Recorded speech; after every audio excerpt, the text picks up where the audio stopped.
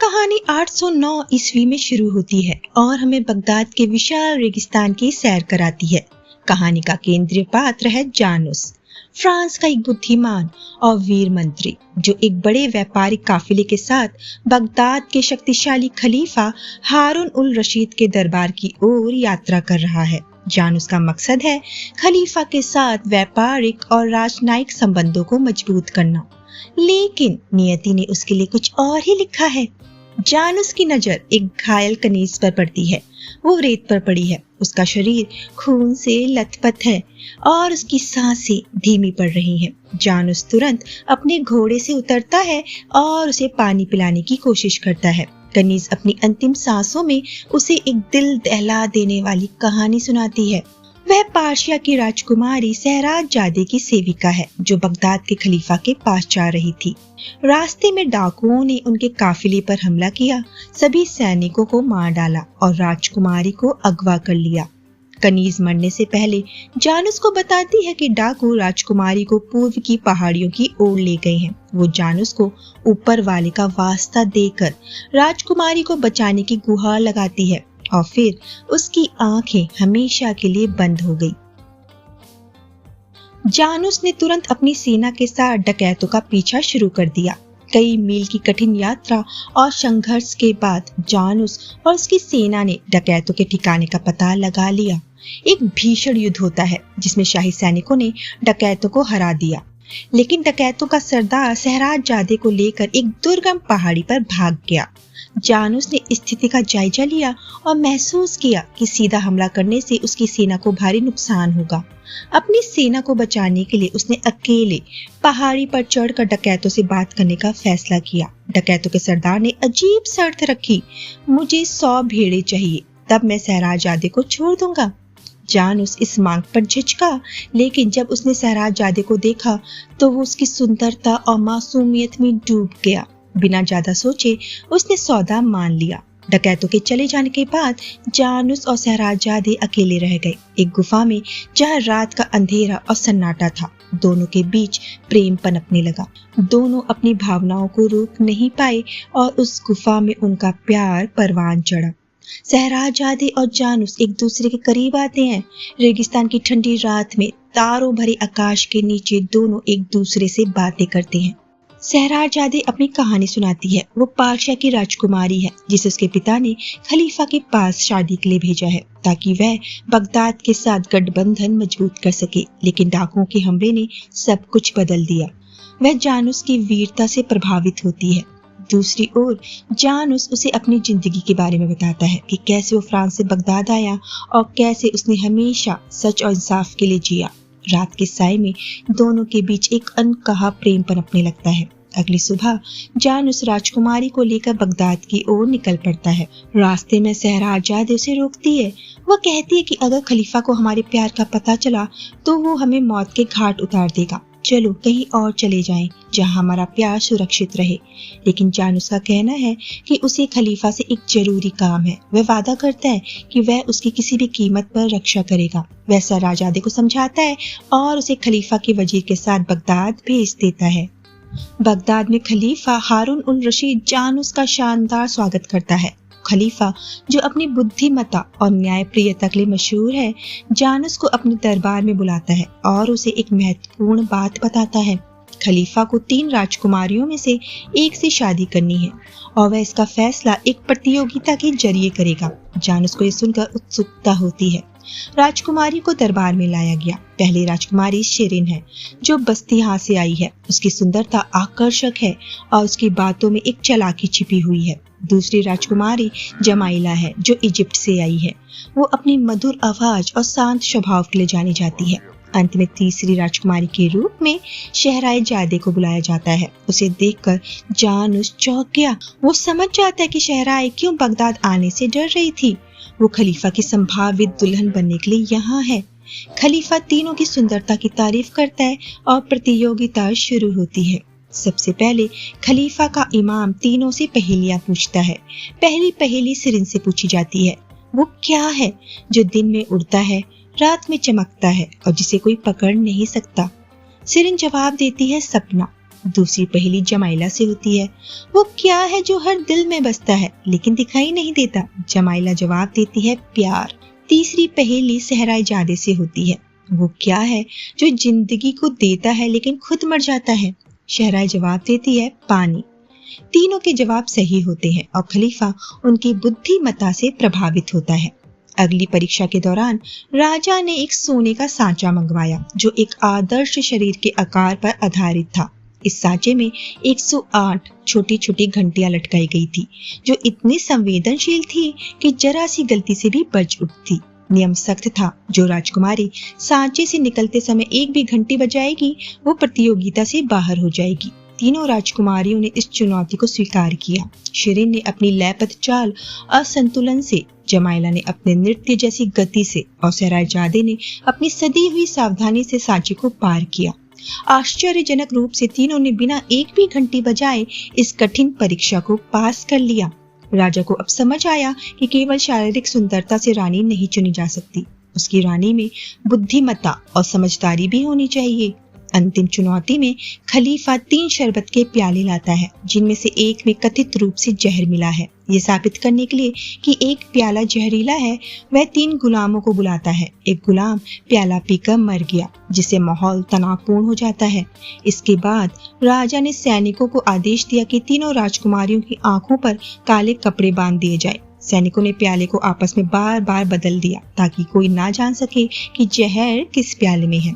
जब पट्टियां हटाई गई, राजा ने कहा, मैं किसी को मजबूर नहीं करूंगा, जो पीछे हटना चाहे अभी हट सकता है।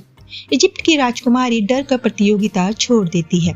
खलीफा शिरीन को एक प्याला चुनने के लिए कहता है, लेकिन शिरीन पहले सहरायजादे से प्याला पीने को कहती है।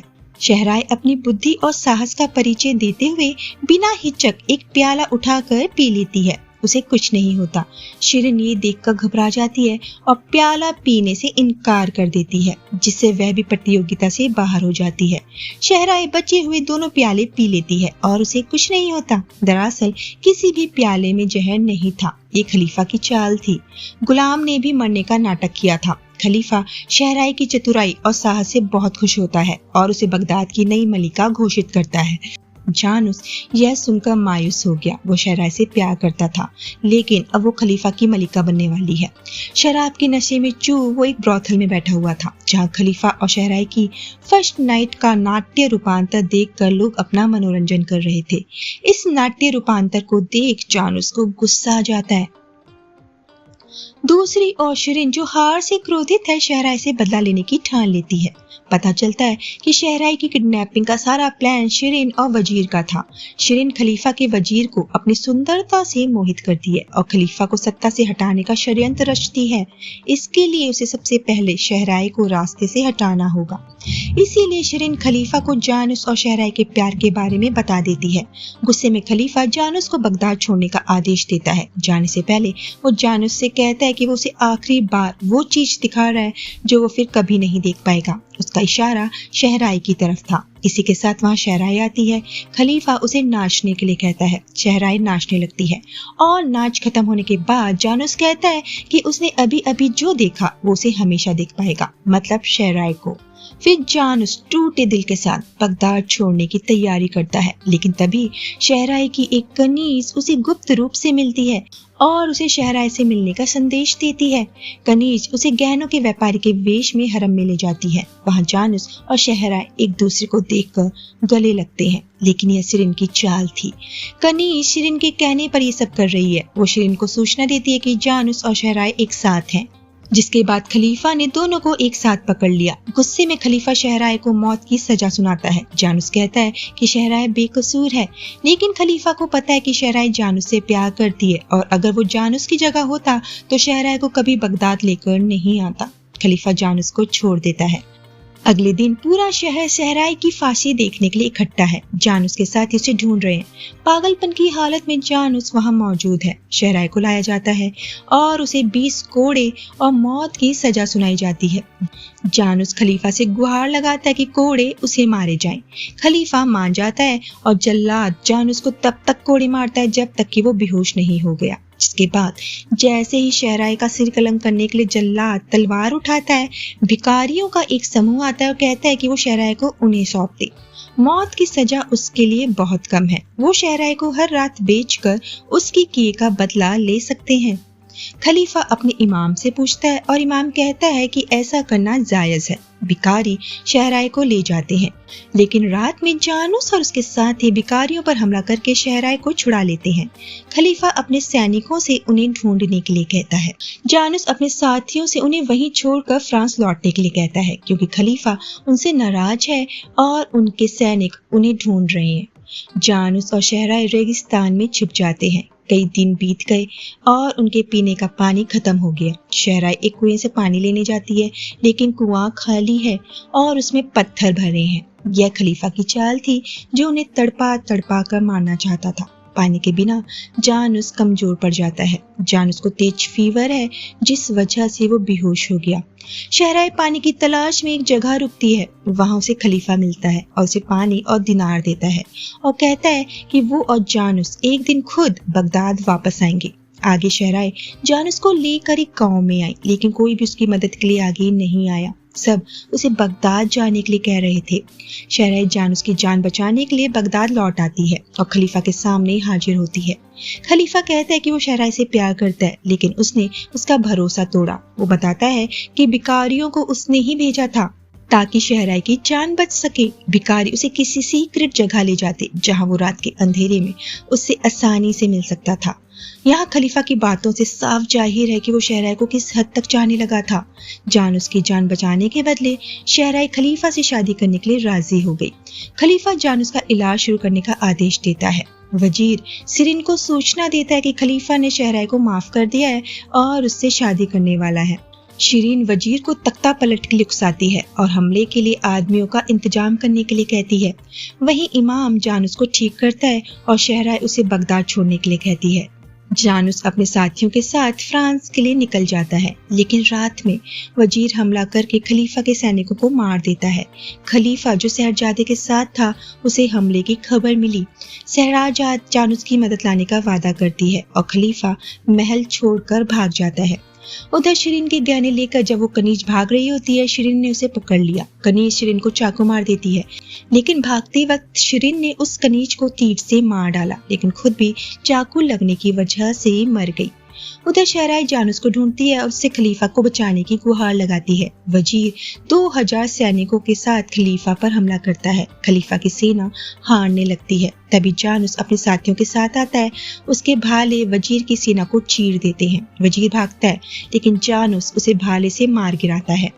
लड़ाई के बाद शहराय खलीफा के पास आती है। खलीफा उसे और जानूस को माफ कर देता है। हालांकि उसने भी शहराय से सच्ची मोहब्बत की थी, लेकिन वो जानता था कि शहराय जानूस की मोहब्बत है।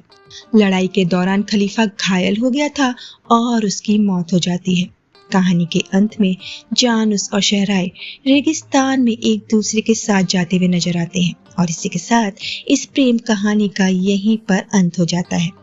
तो दोस्तों, इस मूवी का नाम था शहरायजाद, जो रिलीज हुई थी 1963 में। अगर आपको इस मूवी का एक्सप्लेनेशन पसंद आया हो तो वीडियो को लाइक एंड शेयर जरूर कर दीजिएगा। मिलते हैं नेक्स्ट वीडियो में, तब तक अपना ध्यान रखिए।